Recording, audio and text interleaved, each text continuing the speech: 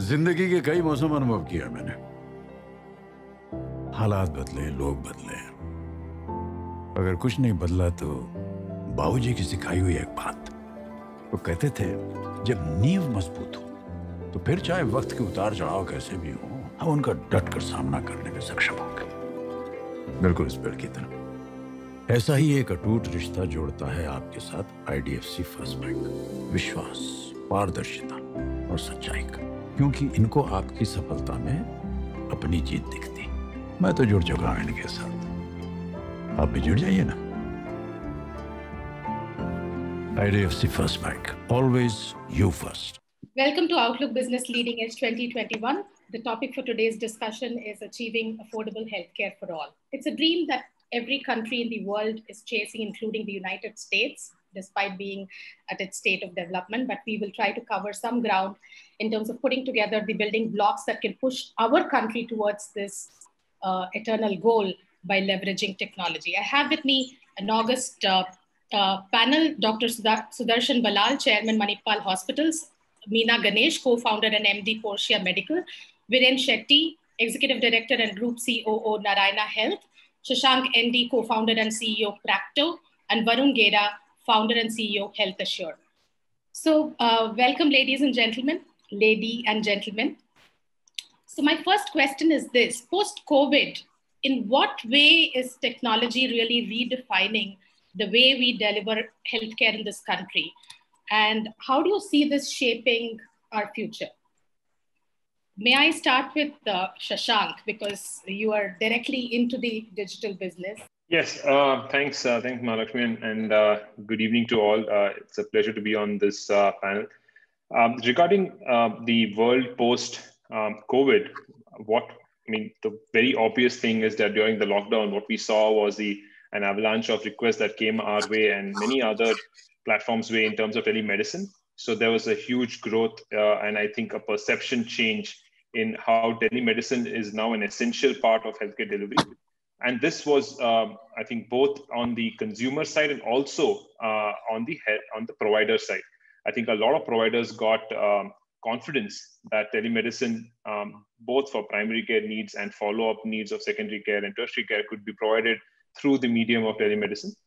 We also, as a platform, saw almost 8 to 10x growth in in telemedicine. And since then, a lot of the growth has still remained, and we think it's going to be a very important part of healthcare delivery going forward. The second thing that it's also brought about, if I may add, is the market seems to also have, the COVID has also kind of accelerated a lot of fixing of inefficiencies in healthcare delivery. A lot of healthcare centers are still operating, are very underutilized. This underutilization during COVID, especially people not coming out, has been even more exposed, which basically means that the underutilization means an opportunity for being able to reduce costs over the long term. And I think these are two very important trends that I see in healthcare delivery going forward: the use of telemedicine and the use of technology to improve utilization in healthcare delivery. Sure. Varun, you want to add to that? What is the dimension in terms of technology that initiatives that you're seeing that alters the way we deliver healthcare? Yeah, thanks everybody. Thanks for inviting me. I think I would echo Shashank's comments, which is basically, I think we really move forward when it comes to telemedicine. Health is such a wide field. It's like, if you're looking at this, the largest industry in the world. It's very wide and it's very deep. So any kind of change out here, it takes a lot to bring about change. So I think what's really changed is the entire policy level, the ecosystem, everyone, the consumer's mind. I think all that has changed in terms of saying, let's make a next step towards the digital side. So of course, I think you have seen a very fair amount of growth when it comes to tele doctors and mode of delivery. But I think the bigger journey, which is really up ahead still. So the journey, of course, had started quite some time back. If you're looking at all the medical devices where you can actually have doctors, do the entire, consultation from home itself, using the devices when it comes to even cardio and stuff like that. So I think all that, of course, has been doubled down. So I feel that the bigger journey lies ahead of us, but I think what's changed really is the mind shift and all kinds of policy level shifts all across the ecosystem. Sure.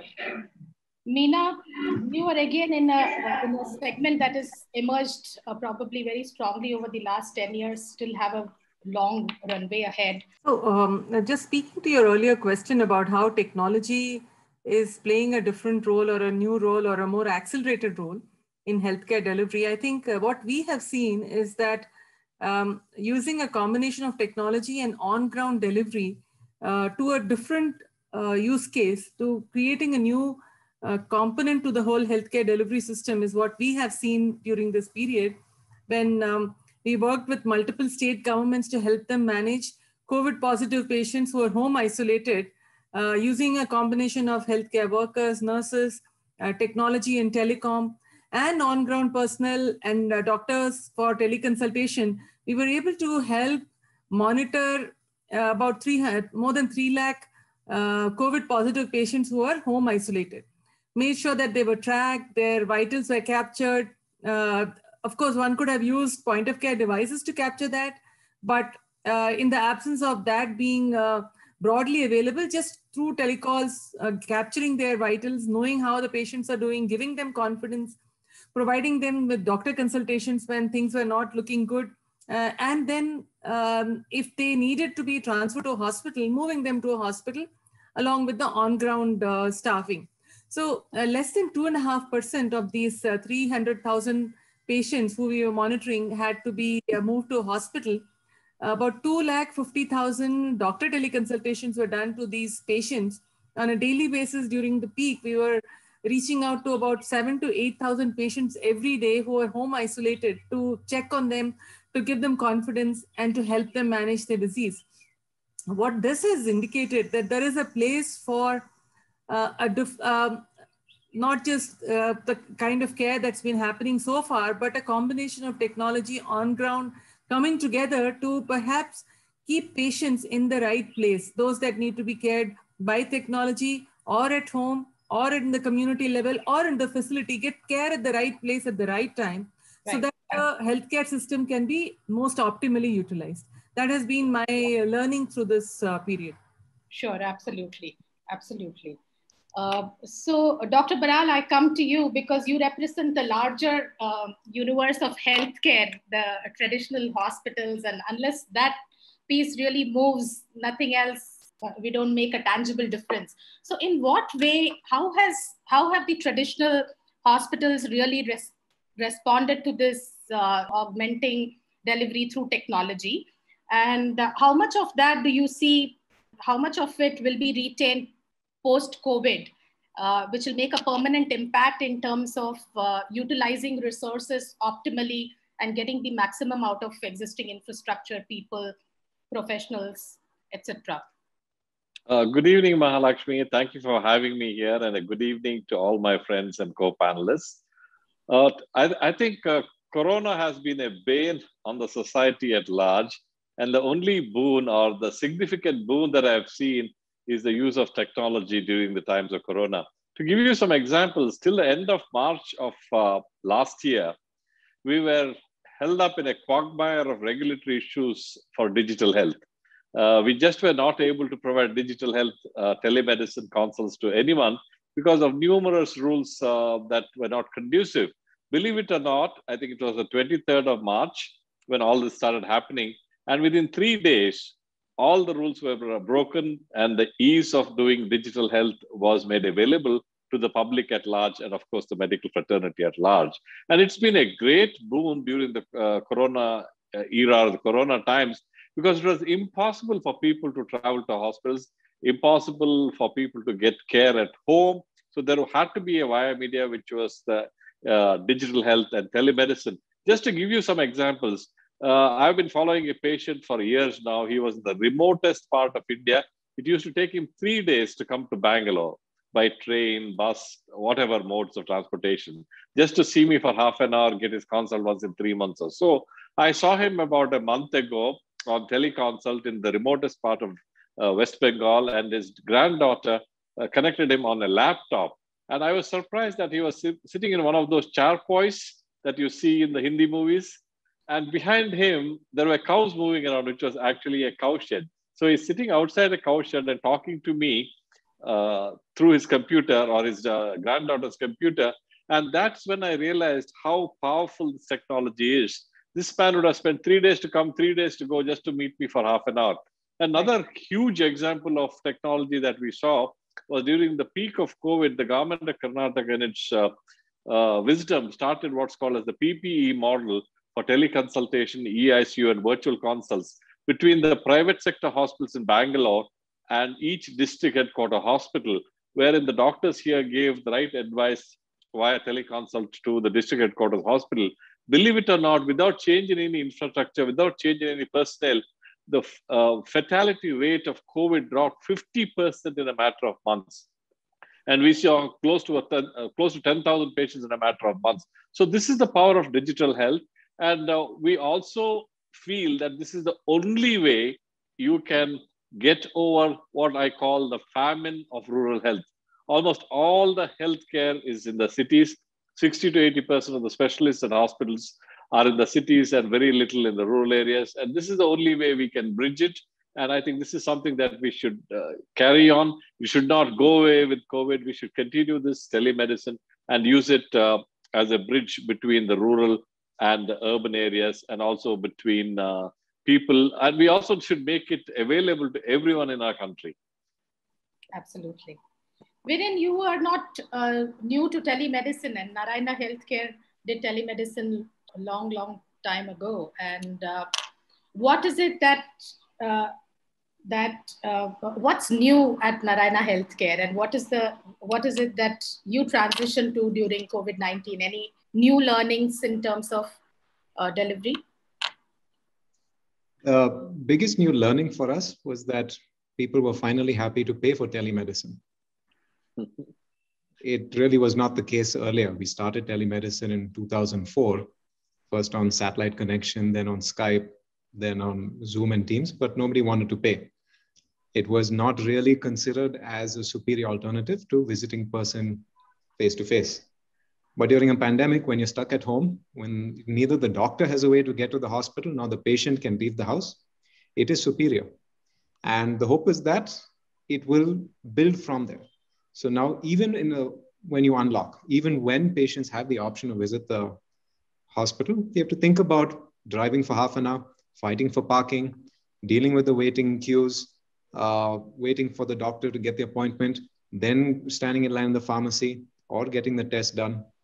So what will happen is that once that chasm has been crossed, then it unlocks a whole new way of thinking about how our healthcare has to be delivered. So it doesn't just stop and end with telemedicine.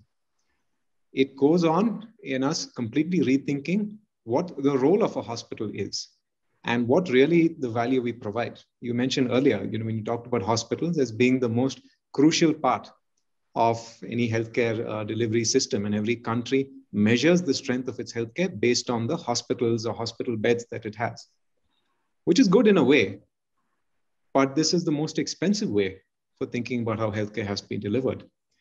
Dr. Shetty always says that healthcare is only accessible to 10% of the world's population. And that's something that I never really understood what it is that he meant by that until COVID happened.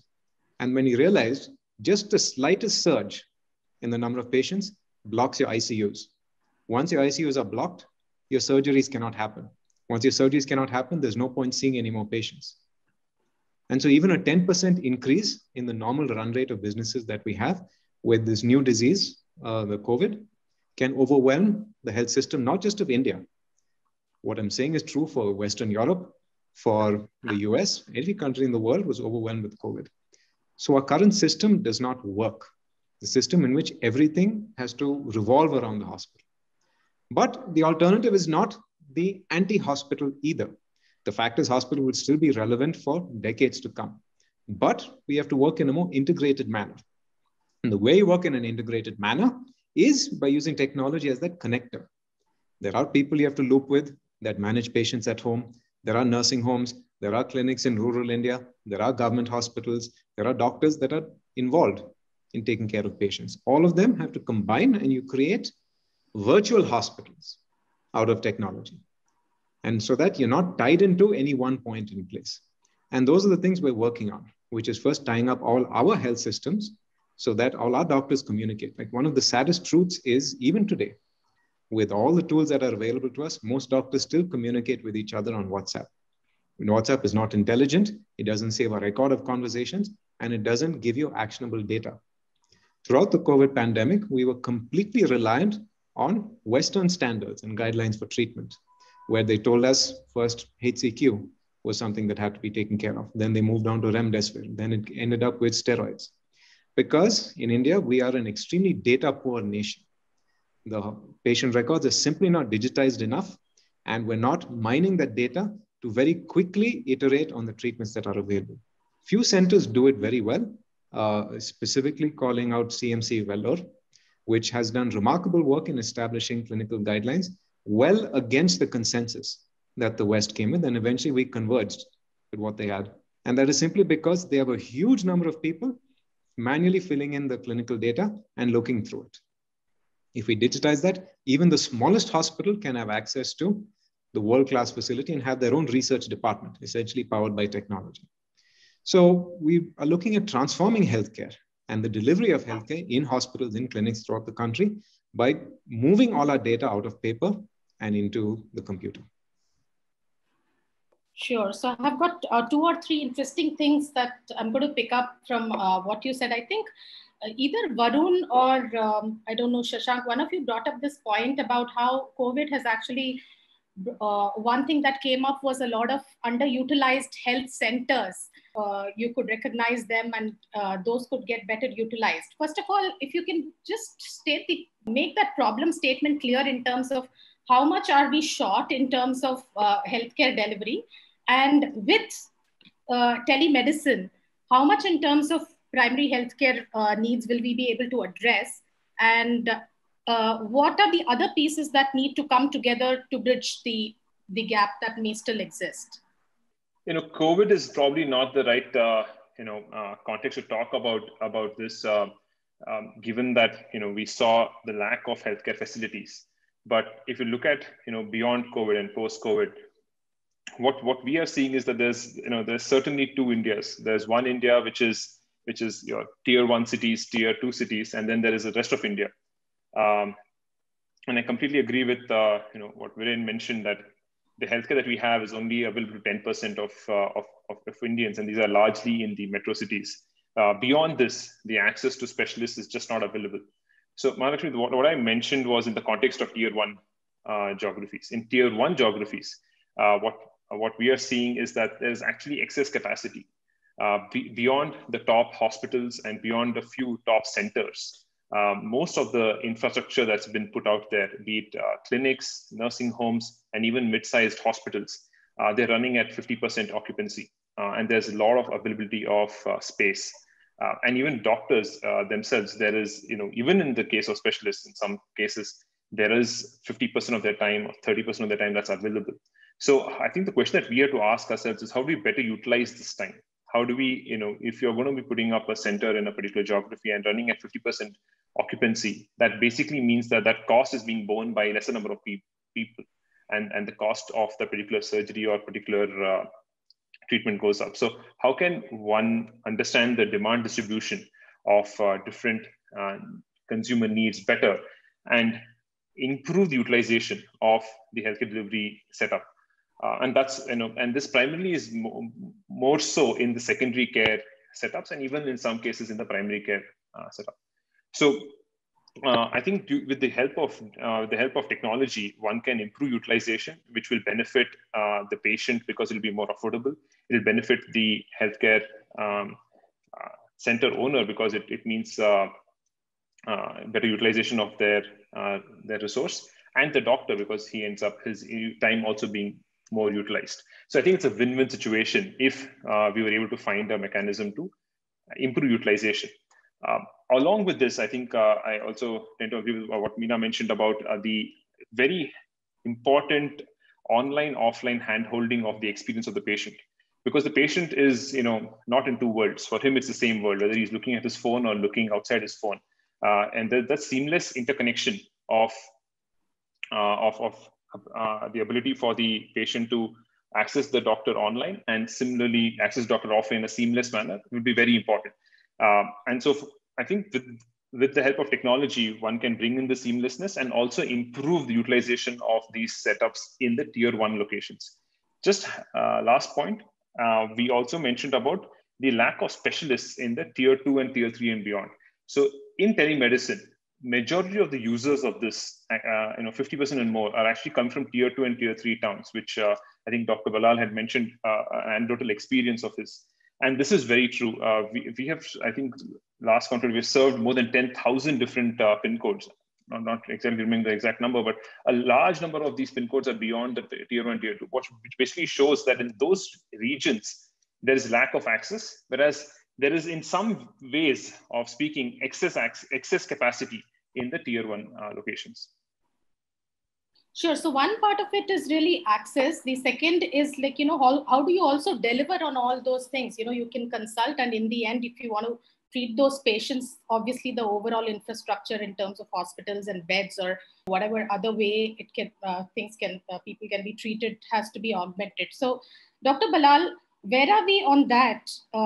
And how do you see that getting bridged? And this is also a question for Meena, because how is it that we can augment the home healthcare system, which I don't know beyond the tier 1, does it, have you penetrated and moving forward? Is there a way to build that part to augment infrastructure? A very good question, Mahalakshmi. I think telemedicine should not be construed as the be-all and end-all of healthcare.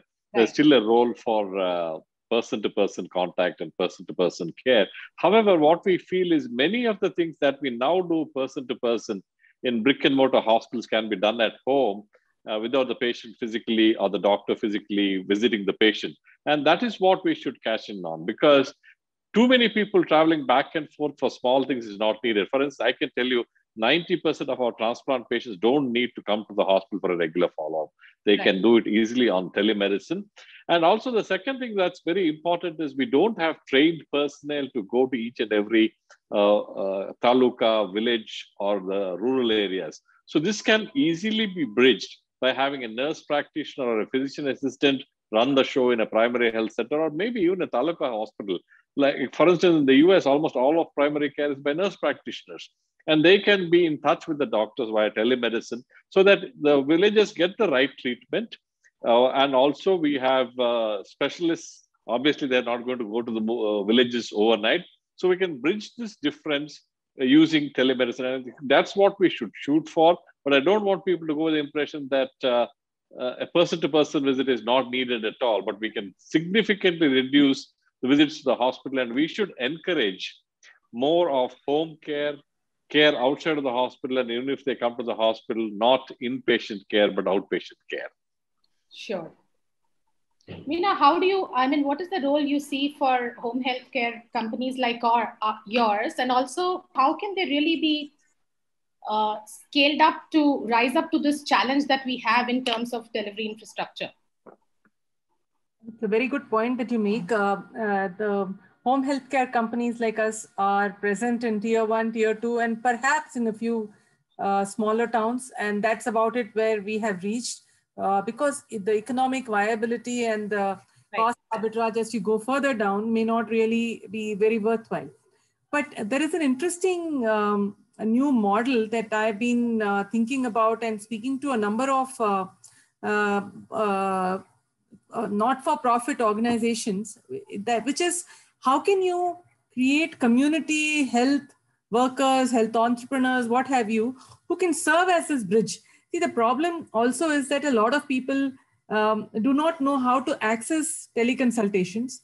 That is one problem. The second is they don't, while they may have gone in for a treatment for some chronic disease or a critical disease like cancer, but they are not doing the regular follow-ups that they are supposed to do. So the compliance to the treatment protocol is poor. As a result of that, they become worse. And third, if and when they need to be going to a hospital, they many a times don't know where they have to go. Even if they go to the government hospitals is one. Many of them land up in large teaching hospitals without knowing where they are supposed to go to, which department to do what. They just land up. And I'm sure Dr. Ballal will agree with me that in KMC, thousands of people must be just landing up every day from the neighboring places saying, I've got this problem, without knowing who they should be meeting or without any triage being done. Right. So the thought process is that can we create healthcare entrepreneur or a healthcare worker model, which is part not-for-profit, part profit potentially, who becomes this bridge so that they're able to ensure the compliance to whatever people need to do. They are giving them access to teleconsultations, helping them triage and know where they are supposed to go. And all of this is sitting on top of a very strong technology platform which captures the data and ensures that they're doing the right thing, so that each of them is not left free to take calls on their own or give recommendations on their own. So these may not be trained healthcare professionals, but right. They are local community folks who are trained enough so that they can get the right access done. And then there is a system behind them which can actually make sure that they are supported and the right decisions are being made.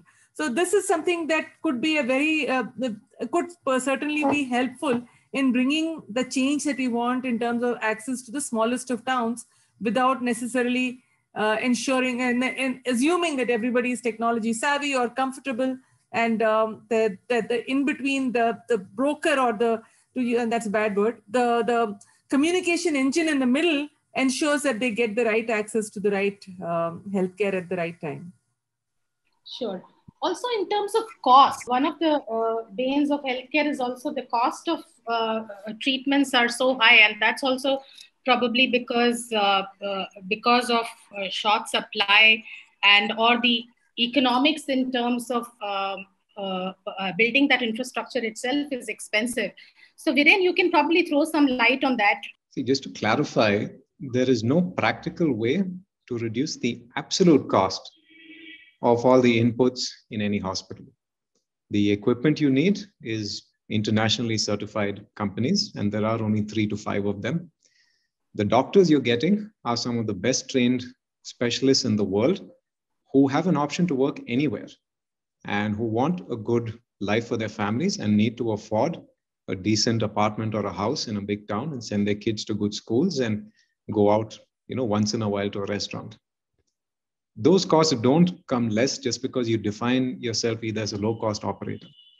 Those are fixed, and not only these are growing costs every year because the expectations of the patients in terms of the quality of the care that they require, the new innovations that constantly come in from the newer methodologies of treatment, new medicines, new surgical techniques like robotics, means the cost, the absolute cost, will always keep increasing. The only thing we've been able to do is to increase the utilization, speed up the throughput, reduce the waste, and increase the efficiency. That is it. There is no other secret to that. Hospitals that are public hospitals that offer treatment free don't do it because they are paying any less to build a hospital. Sometimes they pay more than what a private entrepreneur would spend to build a hospital. They're not paying any less for the medical equipment. Oftentimes they are paying much more. The reason they're free is because it is subsidized. So if you have to address cost and to do it... Interjecting you here, today we are in a world where capital cost is really low. You are at 0 interest rates or below in United States, as low as it can get in India, which means that the cost of equipment and infrastructure can be a lot less. And with scale also comes scale benefits in terms of building that infrastructure. So why do you say that costs cannot go down? Because it's just like every other industry, except for doctor costs, which I understand, which is variable. Rest of it, I don't see why those costs won't come down if we think of scale. Sure. I said the absolute cost cannot go down. The cost per patient. So an MRI, we pay the same for an MRI as anyone else in any part of the world because it's the same machine made by GE, Philips, or Siemens. But if we just simply use it on more patients, the cost can come down. The equipment companies have no vested interest in selling the same machine for a much lower price in India than in any other part of the world. But they would if you have the scale, isn't it? Because the companies that we deal with, to be honest, India is a rounding error in their overall balance sheet. Our entire healthcare sector, if you take the entire health spend of our country, it wouldn't even match a tiny European country. The amount of infrastructure that we buy, the hospital that we get benchmarked against, Texas Heart Institute, or Sloan Kettering Memorial Center, or any of the world-class health centers in the US. Each of those hospitals alone will have more medical equipment than our entire group. So the scale at which we operate is not even comparable. So in that sense, I would say that we are still tiny. But anyway, to take it beyond the argument, I'm not to say that it plays that at a disadvantage. The fact is, we are in India and we do have very much an innovative spirit. And healthcare institutions across the country have done all kinds of jugaad to make healthcare accessible to most of the country. But we are now reaching the limits of that. There is technology, but technology is not the panacea. The fact is, all this time, as Dr. Balal mentioned, it only took a pandemic for online teleconsultation to be fully legalized. Until then, it operated on an entirely gray zone.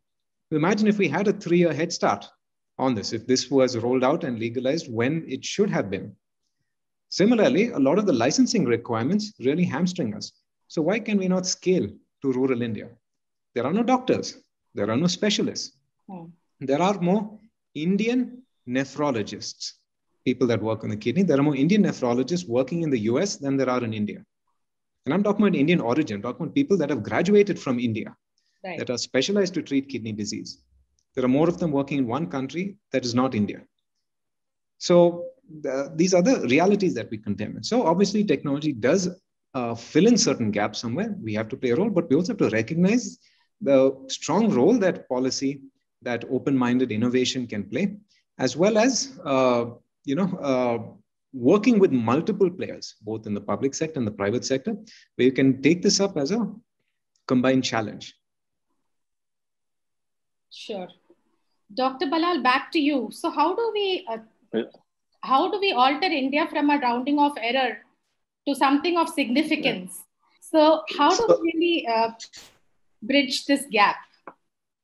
In a lighter vein, if you permit me to, I think Viren did say there are more nephrologists of Indian origin in the US. I must admit that I have added one more to the number of Indian nephrologists coming back to India from the US.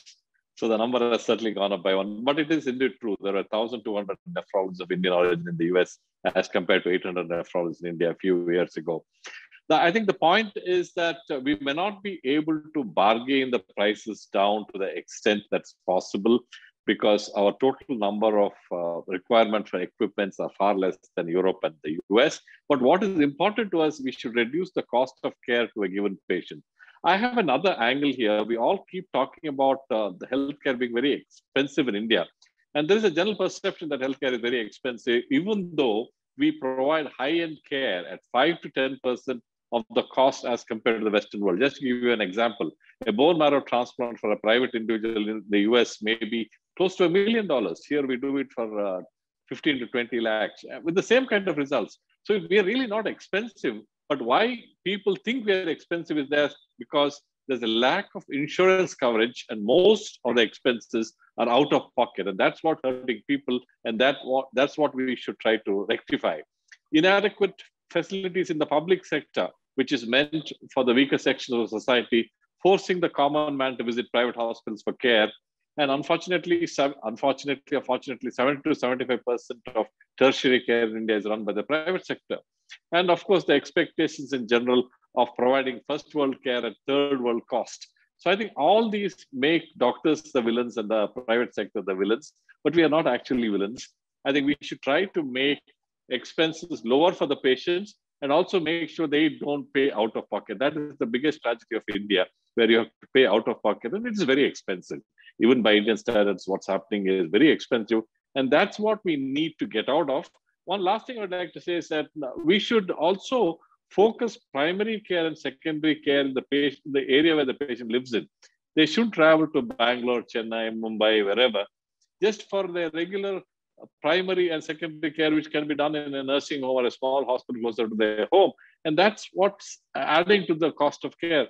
I think a good GP system where primary care can be done at home with the help of people like Meena, with home care, most of the problems can be sorted out. Why should someone with a cold and cough or a flu come to Manipal Hospital or Narayan or any of these large hospitals traveling 100 miles? It's just not needed. And these are the things that we need to change so that we make healthcare affordable to the common man. Sure, absolutely.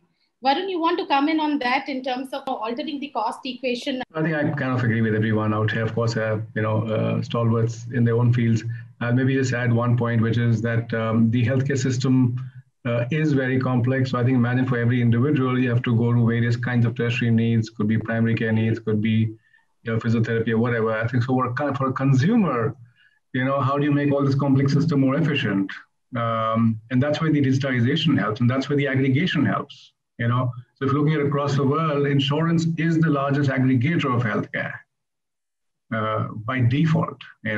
So I would say that the moment the insurance becomes bigger, and of course this Ayushman Bharat is a massive scheme. So if you're looking at even the US market, the Medicare and the Medicaid, after they came in, the digitization effort started when they said, hey, governments, hey, hospitals, we will only accept digital, discharge summaries from you. I think that made the entire system as one unit. Otherwise, it's too big a system to actually try and control. So I would say insurance, and I would say a little bit more, universal coverage goes a long way in creating efficiencies and digitization.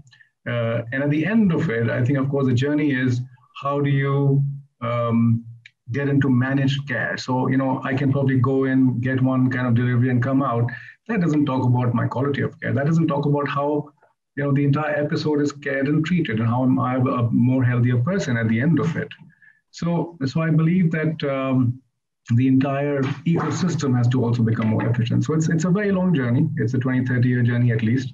So insurance is a very big part of it. Digitization is a very big part of it.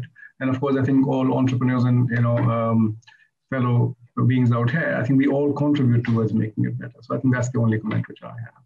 So coming to this point on Ayushman Bharat, Viren, are we getting into if it rolls out in the manner that it is spoken about, do you think it's going to lead to a problem of plenty for hospitals? I mean, I think it doesn't sound very good the way I'm putting it, but you understand what I mean. Sure. The Ayushman Bharat program has been rolled out. I mean, those of us from the South have had state-sponsored healthcare for more than 10, 15 years now. It's not anything new. It definitely is a huge benefit to patients who have absolutely no money in their pocket. Unfortunately, there is a lot of fraud in the system. And the only way the government has countered the fraud is to make the reimbursement extremely low. So what happens is that the only people who end up, the hospital that take up patients in Ayushman, they don't tend to have, fill up the hospital with Ayushman patients. Long term, I think the scheme does need to evolve. I think as a first version, it's something that's very good, but an entirely fee-for-service program that has very difficult to monitor 450 million patients across the country, monitor the health outcomes, monitor whether there was a medical necessity for actually doing the surgery. See, Ayushman pays you only for surgeries done.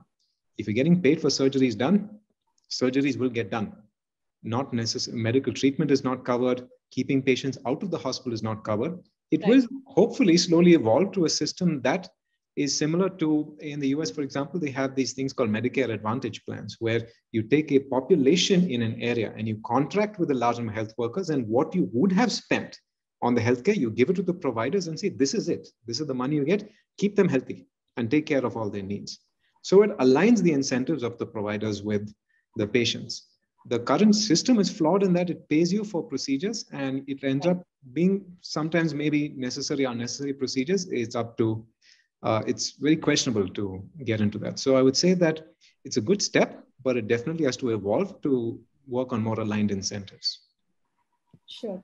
Dr. Balar, so how do we fix this in terms of, number of doctors, nurses, support staff, all of that we are in short supply. Does technology also have a role to play in terms of how we address that? I mean, can there be more simulation-based education or any alternate way of thinking about education or medical education and training, which can quickly augment this infrastructure? No, it's a great question that you have asked. I think we have to take the shortage of doctors with a pinch of salt. There certainly is a huge shortage of doctors and medical personnel in this country, but it is skewed. If you look at my district of Mangalore, we have 7 or 8 medical colleges in one district, probably as much as Bihar has in the entire state. So it's not that there are no doctors everywhere in the country. Unfortunately, there are no doctors where they need them the most. So we have to change this ratio. Manipal has to be squarely blamed for this, for putting up all these But you must realize that Manipal is probably one of the first few private medical colleges to open up a center in Jamshedpur as a private partnership with the Tatas. So we are making amends for having a concentration of medical colleges in Udupi and South Canara. Be as it may, I think that is something that needs to change. In general, if you see the doctor-to-patient ratio, South is probably 1 in 700, whereas in the Northeast, it may be more than 1,500 or 1,600. So we need to not only increase the doctors and healthcare personnel, we should also distribute them according to where they are needed the most. And this will not happen unless there's overall development of that state. No doctor or specialist will go to a place where there is no infrastructure, no schools for the children, and no life for the family. So I think this is a much broader planning that's needed. But more importantly, I think the shortage of doctors can be, to a large extent, be resolved with technology, as we talked about earlier. And also the nurse practitioners and the nurses doing what a doctor, an MBBS doctor could do. Primary healthcare centers really do not need doctors. We just need a nurse practitioner or a physician assistant. So there's no point in pushing a reluctant MBBS guy to a primary health center.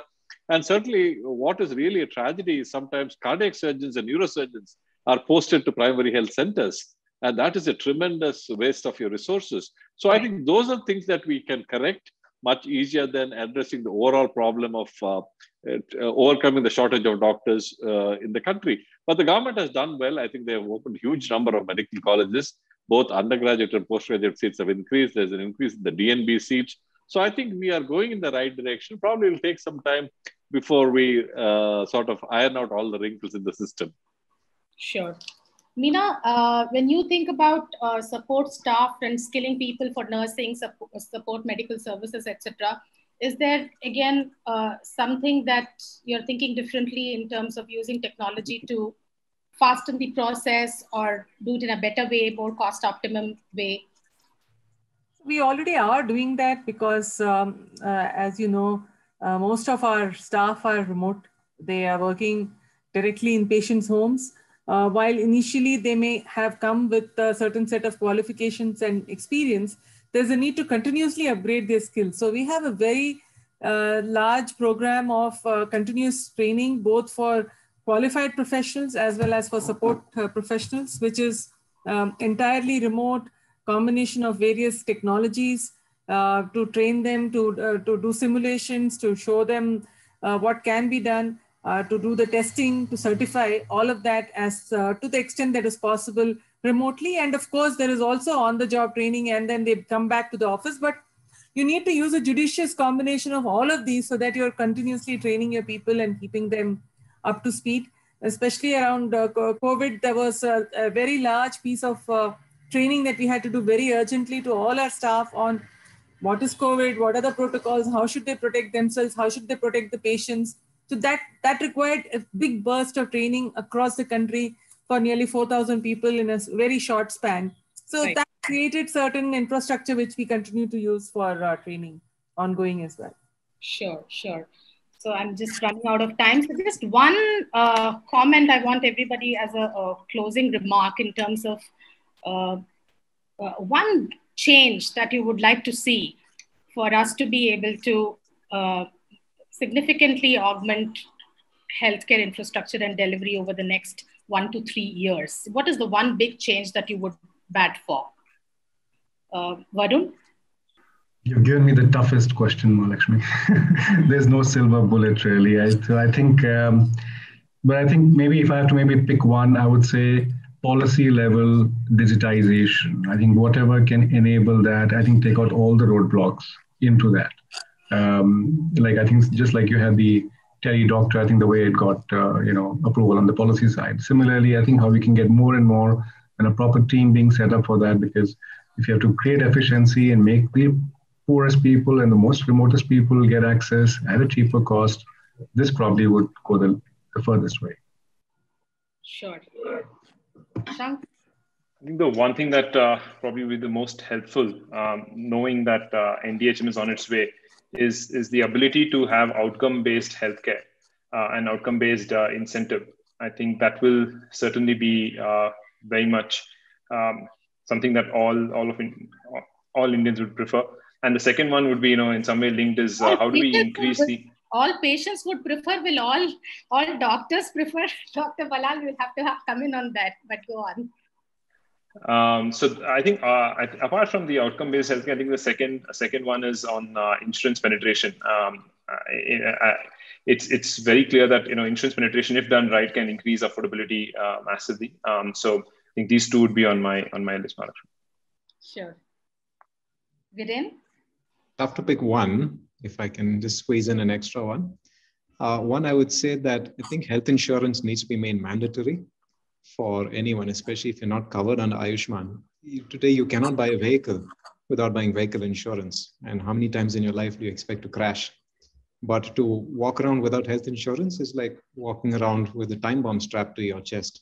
It's just impractical, and it's not advisable for any country with first world aspirations to have such a large number of uninsured patients. So insurance has to be made mandatory, and there has to be a concerted effort given for employers to provide insurance to their employees, and any tax benefits that can be given for that. So that I would say is the most important, because if you address payment, a lot of these things can be addressed post that, because it completely then grows the overall sector. The second part is something Dr. Shetty keeps saying, which is liberalized medical education. We still, although we produce the largest number of doctors, nurses, and medical technicians in the world, we need to start producing at 10 times the rate.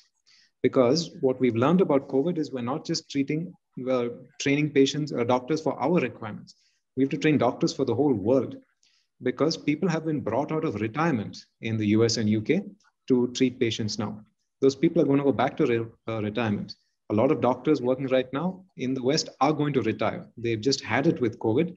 And where are they going to look for when it comes time to replace them? They will come here, they will open up the floodgates, they will liberalize their visa regime, and you'll have a massive brain drain of doctors. So we shouldn't look at just our country's requirements, but requirements for the world. And the one thing is, in India, we really have no shortage of people, talent, or ambition. So we have to embrace our role as a provider of skilled manpower for the whole world and fully liberalize medical education, both at the undergraduate and postgraduate level. Sure. Meena?